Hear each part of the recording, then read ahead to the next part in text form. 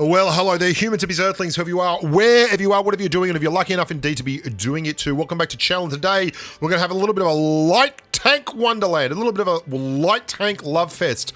This is the Type 62, the dragon when you're wearing the legendary camo, or just a flat out Type 62. It was the first Chinese tank I ever really fell for, and it is a crackerjack little vehicle. It is a real trendsetter. It was the first really good premium light tank that you could get a hold of to grind credits with back in the day. And although it has been brought back to the pack a little bit purely and simply by the whole power creep phenomena, and that's rock solid with most tanks that were early day heroes. And it's had its share of time in the sun, and it's still very, very competitive, as you'll see in the next two games. This is my first game of 2020. I wanted to make a video on this tank, and I had a good replay on it, and I thought, you know what? It needs a little bit of the special sauce. I need to duck in and just see how it looks, make sure and confirm that I am right when I say that it's still absolutely crackerjack, and it is just a gorgeous little number here. Now, the thing that it does have, and which annoys me a little bit, is it's got the same kind of AP pen as a Comet. A Comet, though, where it will have just over 200 millimeters of pen on its APCR, the 250 millimeters of heat is really stupendous on this thing. But that AP pen means you will miss quite a few shots that are marginal in terms of their likelihood and their likely outcome. And then we take our first skin of the day. Number one, right off the first tee, bang, in the back pocket, love it. And it's starting to really do some nice things. You can see that we've got 950 damage. We're trying to get away, but can't get any gun depression over the rear, the buttocks of the tank. Fair enough, because you don't get a lot of gun depression over a lot of those, but it does have lovely mobility. And we're going straight back into the, look at it, the Festival of the Boot over there. 250 max rolling out on the AP.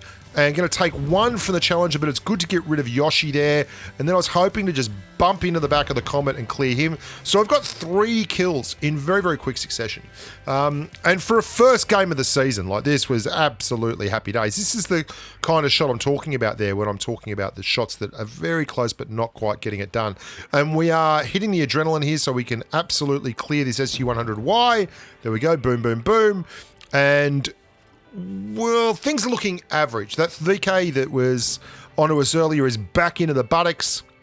There is still a couple of tanks to deal with, and although this IS is going to get cleared, we have one other Amigo there, and there we go. The Pan-European grub at the back is getting stuck right into us, and he's got plenty of hit points. He doesn't have huge DPM. That's a bad shot. I knew that angle was no good, but I took it anyway.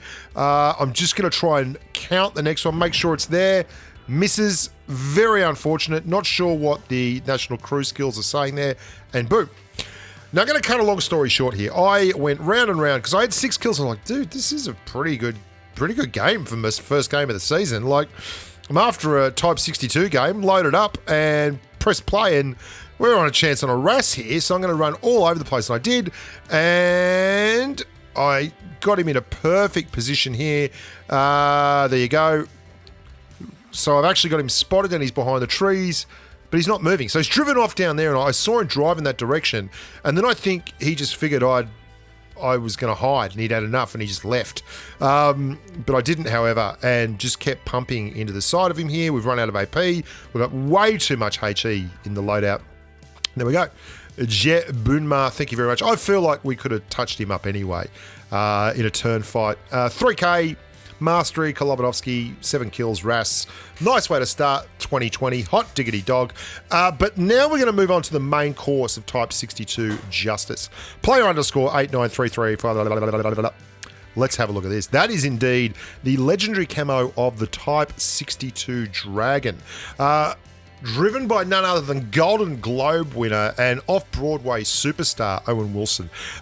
He is getting amongst it at the moment. He actually, He sent me a replay like a month ago for that game that I just featured in the WZ, but that was actually a video that I made well before I went away on holidays. So this is fresh to the mix, fresh to the market for you, the discerning consumer, and this is a crackerjack Type 62 Dragon game, and it inspired me to get out and play it myself, and gee, jolly willikers, aren't I happy I did. Now, classic light tank spotting at the top here, and this is a tier 8 game, which means that there's plenty of hit points on offer, and there is an awful lot of big bad boys out there who can hurt him, not the least of which that AMX 5100, which the light tank camo doing a world of good there as Owen Wilson doesn't get spotted, but does indeed spot it up. Now he's going to move very succinctly down here through the spawn area, pull back, do a little bit of a reversal, and then go into the side flank to get shots into the Lycan.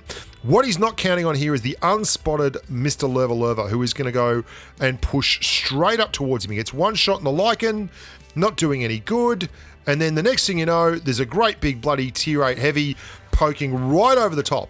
So all's fair in love and Blitz, and he's actually going to get a very unlikely AP bounce here from the Lerva. There you go. You know, take it where you can get it. Now, there's two good bits of play here. One of them is a recognition that the Yag Panther that wants to push down and get between a bunch of enemy tanks with no real armor on the back and no turret, he doesn't fall for it and flow down into that.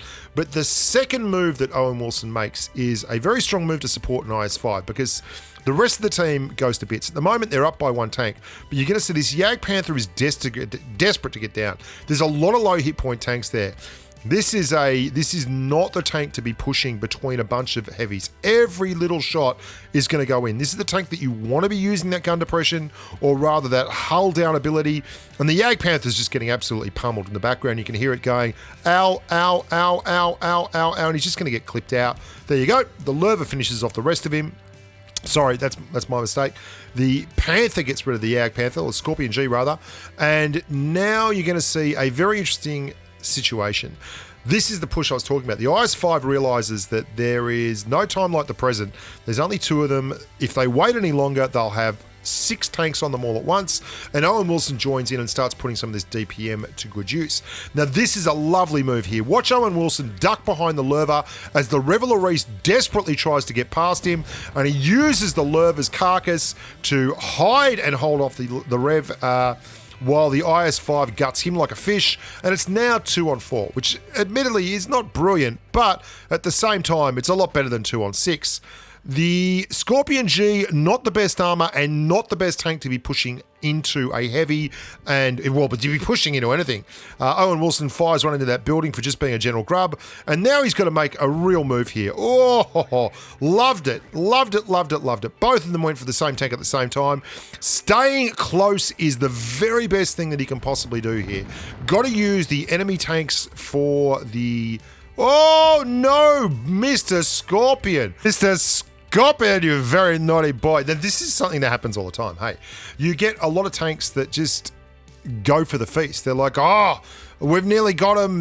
They're all but dead. I've got to go in and get some damage. I've got to get some hit points.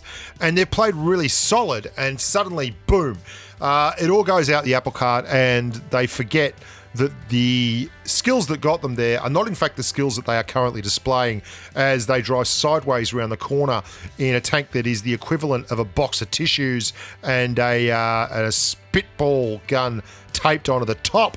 Now that Helsing is going to make a huge error here. Owen Wilson is... Look, he's done the right thing.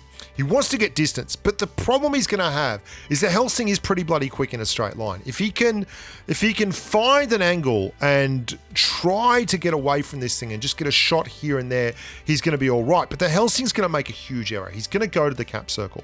Now, there's 2.5 minutes left, so you'd think that would be a good call. But this is the tank that is an absolute monster in terms of firepower, the Helsing, and it's very quick, and it's got fairly good armor, and it's able to get around the map. So he could just cruise around until he finds Owen Wilson and hope to land a shot. Indeed, it would take Owen Wilson so many shots to kill the Helsing, like 3 or 4 shots, that he would really make good hit point trades. But what he's done here is given a light tank the opportunity to just edge into view range and get shots at his will. Now, 1:58 left, so 2 minutes left. That's a lot of time. Owen Wilson is trying to get a look at that cap circle, but he wants to make sure, and he's loaded up the heat, that the first shot he gets is a clear shot. But unfortunately, the Helsing's not coming out, so he's going to have to go through absolutely flat chat. Now, this is incredibly funky. This is a weird situation. The Helsing can't get through there. He's screwed himself. And Owen Wilson is going to try and kill him by 1,000 cuts. There are 2 shots left in this. Maybe 2 shots. The Helsing's blowing it. Owen Wilson gets another shot at the title. Can he land one? He does. This is gorgeous work. Absolutely gorgeous. And then just going to drive off. I know where you are. I'm going to reset the camo. I'm buggering off. As soon as that camo drops, he can make a move. He's watching the minimap. There it goes. Turning back around, back the way you came, and he's going to have the opportunity to set up for this last shot. Now, the Revelry knows what's up here. He's saying go, because there's just not enough time to get the cap circle to work. 30 points in cap circle, 42 seconds left. It's not going to happen. And Owen Wilson knows where the Helsing is. He knows where he's situated. He is taking a guess that the Helsing is still looking in the direction he was last spotted. Oh, but then after all that good work, look what happens. Incredible stuff. He's still got time to reset camo, though. He's going to do the same thing again. He's taking his time. 19 seconds, 58 on the cap circle, and he's going straight back to the well. 14, 13. Brilliant drive, this. You've got to love this. This is an absolute crackerjack. All or nothing. He needs the kill. Takes his time. 3K. Wonderful work. Really good drive. Right down at the end of the clock, and fully deserving the Mastery badge. I think a better game than the game I played, that's for sure. Look after yourselves, guys. Thank you so much. Hope you enjoyed that. Hope you're enjoying all the content. Plenty of content coming down the pike in the next 12 months. Let's do it together. More Blitz, more Blitz, more Blitz. Until next time, stay safe on the battlefield. Bye for now.